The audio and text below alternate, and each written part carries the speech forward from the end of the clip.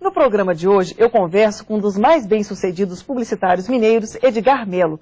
Ele está perto de se aposentar na comunicação, mas está envolvido em outras atividades que também desafiam a criatividade, a literatura e a gastronomia. E é hora de saber qual foi a decisão mais importante que o publicitário Edgar Mello já tomou nesses 42 anos de trabalho. Doutor Edgar, qual foi então o seu maior momento de decisão? Confesso que foi exatamente o fato de deixar uma grande agência, como é o caso da McCann Erickson, que hoje é a maior agência do Brasil e uma das grandes do mundo, uma empresa americana de porte, onde eu aprendi tudo, quase tudo que eu sei, porque eu vim para Belo Horizonte em função da TV Itacolomi, porque essa agência tinha clientes aqui de porte nacional que precisavam de uma assistência junto à televisão. E eu trabalhava no Rio de Janeiro como elemento do setor de rádio e televisão da McCann Erickson. Então, eu poderia ser uma pessoa indicada. Quando, então, eu recebi uma pergunta se o mineiro queria voltar a Minas Gerais. Certo. Eu não tive absolutamente nenhuma dúvida. Em primeiro lugar, porque eu pensei o seguinte: nós íamos abrir um escritório aqui da McCann Erickson, ia ser uma filial. Lá no Rio de Janeiro, eu era um. Entendi. Eu era mais um. Aqui eu iria ser um. Especial, né? Ou seja, ser o gerente do escritório. Então era um passo a mais na minha carreira. E nessa empresa eu participei do início da TV Itacolomi. Então eu pude lançar aqui o Repórter Esso. Foi um sucesso, né? Foi um sucesso absoluto enquanto existiu. Fazer aqui toda aquela mecânica de concurso para escolher um locutor, escolher um redator, enfim, toda aquela coisa eu participei. E outros programas que nós tínhamos, de Goodyear, de Bombril. Então, todas essas coisas eu dava assistência a isso, onde eu fiquei 8 anos. Certo. Mas houve o seguinte: como eu tinha dito, o mercado de Belo Horizonte ele é muito concentrado em algumas coisas. No imobiliário, e nós temos uma característica econômica, que são empresas muito grandes, muito fortes, mas que não têm necessidade de fazer marca. Entendi. Por exemplo, uma Uzi Minas, é uma grande empresa, uma belgo-mineira, mas elas já por si só são uma marca. E elas fazem uma venda, vamos dizer assim, entre duas pessoas. Sentam 2 diretores. Então não precisa tanto de publicidade. Um da Volkswagen ou da Uzi Minas e compra chapas. Né? E aí quais os clientes que você trabalhou então? Bom, aí o fato de a gente ter feito bons amigos, isso é uma das coisas que eu mais gosto na vida, é fazer amigos. Eu fiz esses amigos e sempre a gente recebia, tanto o meu companheiro Hélio Faria, foi meu companheiro de fundação da ASA, nós recebíamos solicitações de aqueles empresários menores que naquela época, vamos supor, por exemplo, lançava aqui no Santo Agostinho um prédio de 3 andares, sem elevador. Sei. Aí falou, e precisava de uma propaganda. Nos chamava. Aí o senhor foi cavando então os clientes? Não, as companhias, a McCann Erickson, para ela era um cliente muito pequeno, ela não queria. Ela raciocinava muito em dólar. Então nós fomos vendo que tinha lugar para nós fazermos uma agência para atender a clientela daqui. E nós tínhamos na época, nós tínhamos aqui grandes magazãs como B. Moreira, Casa Guanabara, Inglesa Levi, todos esses. E depois veio o Pepsi em 65, que motivou a nosso crescimento. Então, com isso aí, eu tomei uma decisão realmente bastante corajosa. De montar a sua agência. Vamos ver então os detalhes da decisão que mudou a trajetória do publicitário Edgar Mello, fundador da agência ASA Comunicação. O maior momento de decisão do publicitário Edgar Mello aconteceu em 1963, quando ele pediu demissão de uma das maiores agências de publicidade do país para montar a própria agência. Ao dar a notícia à diretoria, foi informado que estava prestes a ser enviado para outro país para iniciar a carreira internacional. Mas a informação não o fez mudar de ideia. Decidido, Edgar Melo saiu ao mercado para procurar clientes. Depois de fechar algumas contas e sem precisar fazer empréstimo, alugou um conjunto de salas, contratou uma pequena equipe e começou as atividades. Era ano eleitoral e Edgar Melo teve sorte de fazer a campanha do candidato que venceu a disputa pela Prefeitura de Belo Horizonte e foi premiado com a conta publicitária do Poder Executivo. Outra conta que garantiu o crescimento da agência foi conquistada no varejo, com a primeira loja de departamentos que Belo Horizonte teve em 1965. Edgar criou uma campanha para divulgar a estratégia comercial e foi premiado 2 anos seguidos como a melhor campanha do varejo em todo o país, colocando o nome da ASA Comunicação no cenário nacional. Bom, doutor Edgar, parabéns por todo esse sucesso. E agora o senhor já tem um sucessor na agência, na ASA? Eu estou procurando fazer isso e acho que sim. Meu filho Lúcio. Certo. Alguns criam preconceitos com relação à sucessão familiar, mas isso eu acho que a gente tem que saber fazer. Né?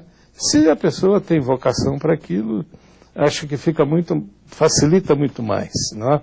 E então eu estou procurando fazer isso, embora eu acho que eu estou fazendo muito tarde. Porque eu já era para estar descansando. Que isso? Não é? Na minha idade a gente serve para retrato na parede. Que isso, doutor Edgar? Contar histórias como eu estou contando aqui. Se fosse contar a história da propaganda... São inúmeras, né? Eu acho que o programa teria que durar pelo menos 2 dias, viu, doutor Edgar, para contar tudo. Porque tem histórias maravilhosas de gente muito boa, muito engraçada, fatos pitorescos e fatos profissionais também muito, muito fortes na nossa propaganda. Por exemplo, nós falamos aí nesses grandes magazãs, eles nos davam uma oportunidade assim, excepcional de adquirir aquilo que a propaganda mais precisa, agilidade e criatividade. Isso é muito importante. Porque um cliente de varejo, ele faz as suas coisas sempre na última hora, porque ele concorre em preço, então ele tem que ver o que o concorrente está fazendo para ele determinar o seu programa, aquilo que ele vai colocar no jornal domingo. Essa agilidade é muito importante, né? E hoje eu acho que ela é mais importante ainda, né? Cada vez mais as pessoas precisam das coisas para ontem, né? O tempo muda muito. Agora, isso foi altamente facilitado, porque eu me lembro perfeitamente, voltando à história, que a gente fazia anúncios, por exemplo, para B. Moreira, e tinha, assim, 20 desenhistas desenhando liquidificadores, geladeiras, bicicleta, etc. E um redator para fazer revisão. Eu que ficava, eu era o dono, o boi engorda com o olho do dono. Né? Então eu ficava lá, e virando à noite, né? Para poder ver aquilo tudo pronto na sexta-feira, para madrugada de sábado, e fazer clichê, que é um negócio fantástico, né? Pesado e tal, ser gravado na fotogravura e para depois, no fim da tarde de sábado, levar para o jornal. Bom, e por falar de liquidificador, dizem que o senhor é um gourmet de mão cheia. Eu gosto de comer bem e beber bem. Né? A cozinha aconteceu assim, sem eu esperar. Porque também eu sou filho de uma pessoa que foi grande cozinheira, minha mãe, que era italiana, né, e que trouxe... então está no sangue, né? É que o meu nome, na realidade, é Fracaroli Molinari Zanotti Melo. Então, é por aí que começou. Mas, na realidade, foi uma contingência profissional que eu, quando fui para o Rio de Janeiro, trabalhava no jornal, mas eu queria prosseguir meus estudos, e eu fui morar em Nova Iguaçu com um tio meu. Então eu tinha que andar 40 minutos de trem, e vim trabalhar, e estudar à noite, e voltar para Nova Iguaçu, quase não dormia. Então, juntamos 2 companheiros de jornal e alugamos um apartamento a 50 metros do prédio do O Jornal. Isso ficava mais barato para nós, porque não tinha condição. E alguém tinha que tomar conta da casa. Logo eu me apresentei. Foi você que tomou conta. E tinha um fogão, e eu comecei. E era um lugar muito gostoso, porque era ali perto do Cais do Porto, no Rio de Janeiro, onde estavam assim concentradas as melhores casas de atacado, a Rua do Acre, lá é a rua tradicional dos atacados, e